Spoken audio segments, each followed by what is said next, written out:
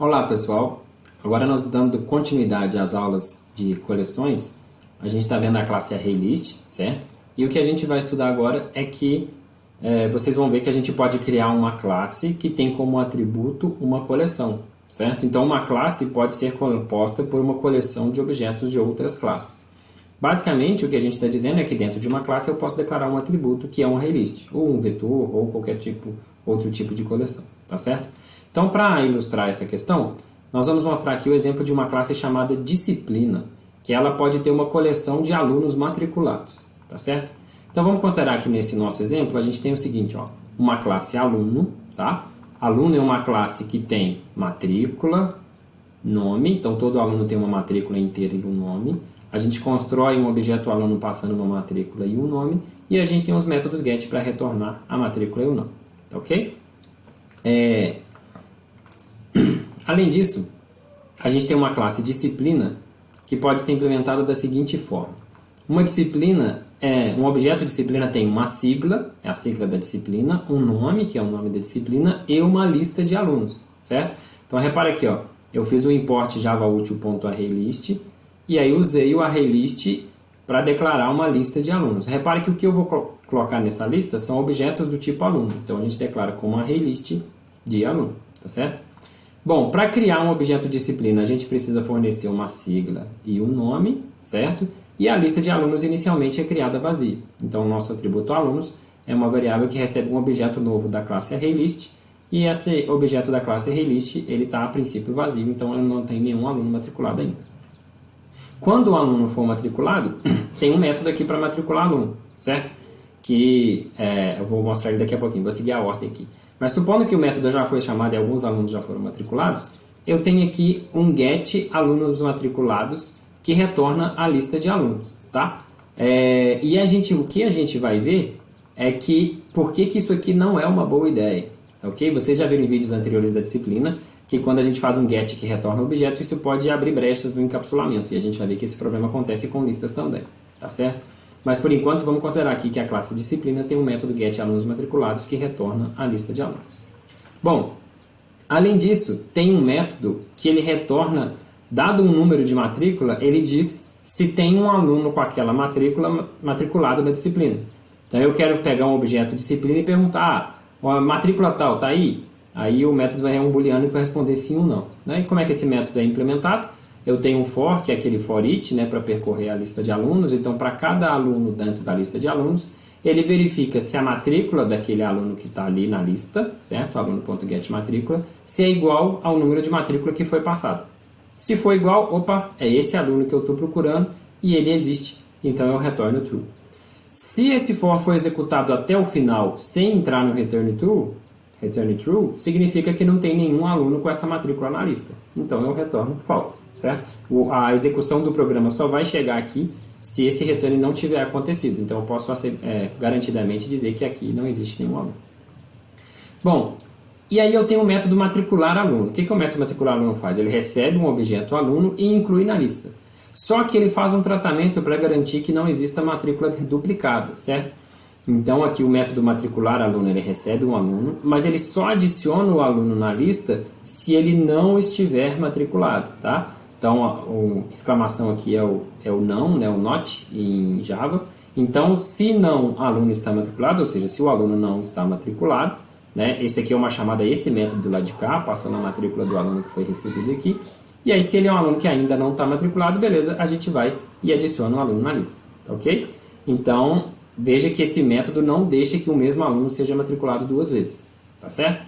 Reparem bem nisso daqui, que a gente vai usar isso depois. Então, ó, a gente tem uma classe aluno, que tem nome e matrícula, uma classe disciplina, que tem uma sigla, um nome e uma lista de alunos, método para retornar a lista, método para matricular aluno e método para dizer se o aluno está matriculado ou não. Ok? Se isso, é importante que esse código seja bem claro para vocês acompanharem o resto. Então, se precisar, dá uma pausa no vídeo, volta um pouquinho, estuda o código, né, e depois volta aqui para a gente poder continuar, para as coisas fazerem sentido. Vamos lá. Bom, a classe, agora a gente precisa de uma classe principal, certo?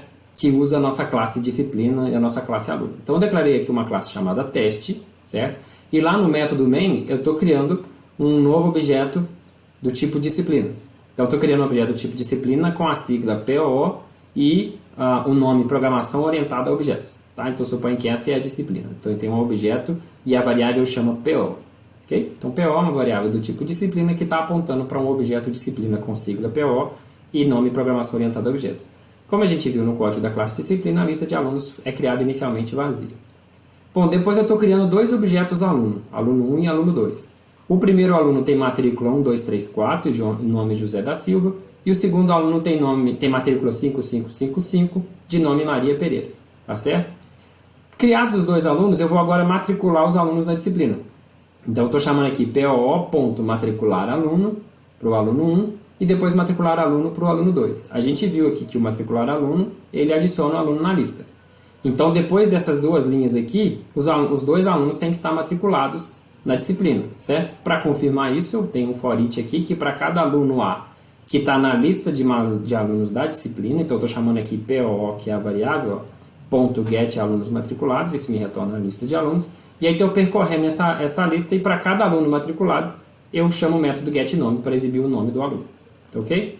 Se eu executar esse programa, vai aparecer na tela justamente José da Silva e Maria Pereira, que são os dois alunos matriculados, tá certo? Mas tem um problema de quebra de encapsulamento, né? Eu já dei uma dica na hora que eu falei do slide anterior. Mas qual que é o problema da quebra de encapsulamento? Vamos fazer o seguinte, ó. Eu vou abrir esse projeto aqui no BlueJ, tá ok? Ao invés de mostrar aqui no slide. Eu só tenho que ver se talvez esse meu código aqui ele já está com a correção. Então deixa eu tirar a correção aqui, deixar igual o slide. Eu já estou dando um spoiler aqui do que eu tenho que fazer. Mas eu estou voltando o código para o código igual vocês viram no slide, tá certo? Aqui tem algumas coisinhas a mais, tem um método aqui que depois a gente vai ver mais pra frente aí na aula, que é o de buscar aluno, mas daqui para cima é igual ao que vocês viram no slide, tá ok? Aí lá na classe teste, aqui tem um aluno a mais do que está lá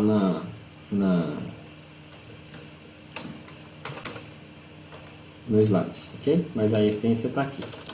Então eu tenho um objeto do tipo disciplina, estou criando 3 alunos, eu estou matriculando os alunos e eu estou exibindo os alunos matriculados. Primeiro vamos compilar isso daqui e executar para confirmar que está tudo certo.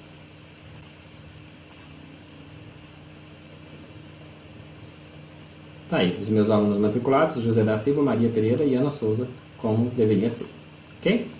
Bom, mas a falha de encapsulamento é o seguinte, ó. Suponho que aqui, antes de exibir os alunos, eu faço o seguinte. Eu chamo POO.get alunos matriculados para obter a lista de alunos, certo? E aí eu vou guardar isso numa variável, tá? Então eu vou declarar aqui um array list de alunos que recebe a lista de alunos lá da disciplina PO. O que acontece agora se eu fizer isso aqui, ó?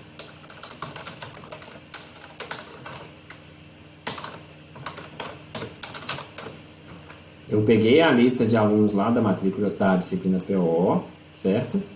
E para essa lista eu chamei um add do aluno 1, que já estava na disciplina. Vamos executar esse programa aqui e vamos ver o que acontece. Acho que eu apaguei mais do que diz aqui.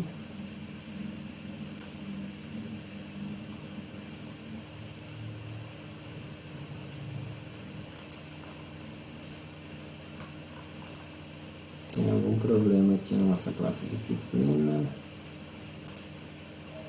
É um array list de aluno. Esse aqui já tinha compilado. Parece que tem um erro aqui no BlueJ, porque ele está reclamando de um collections, mas eu nem estou usando o collections aqui. Deixa eu dar um Ctrl V aqui de novo, compilar. Era um bug do BlueJ. Beleza. Vamos lá. Então agora eu vou executar o programa. E a gente vai ver o que vai acontecer. Repara, essa aqui é a execução anterior, tá? Essa aqui é a nova execução. Repara que o aluno José da Silva, ele foi matriculado 2 vezes na mesma disciplina. Ok? Mas a classe disciplina tinha uma regra para só matricular um aluno que não tivesse matriculado. Ele tinha uma regra para impedir matrícula dupla, né, que um aluno matriculasse duas vezes. Mas o que aconteceu foi o seguinte: como esse get retorna a lista de alunos, eu consigo agora, de fora da classe disciplina, aqui na classe teste, ou seja, sem a classe disciplina saber, eu consigo matricular um aluno. E aí, além de conseguir matricular um aluno que eu não deveria fazer, eu estou burlando uma regra de como a disciplina funciona. Então, esse get alunos matriculados, ele está quebrando o encapsulamento da classe, certo? Está sendo feito algo dentro do... Está sendo mudado alguma coisa no objeto da classe sem a classe saber, ainda burlando as suas regras. Então, isso daqui é uma quebra de encapsulamento, tá certo? Bom, e como é que a gente resolve isso?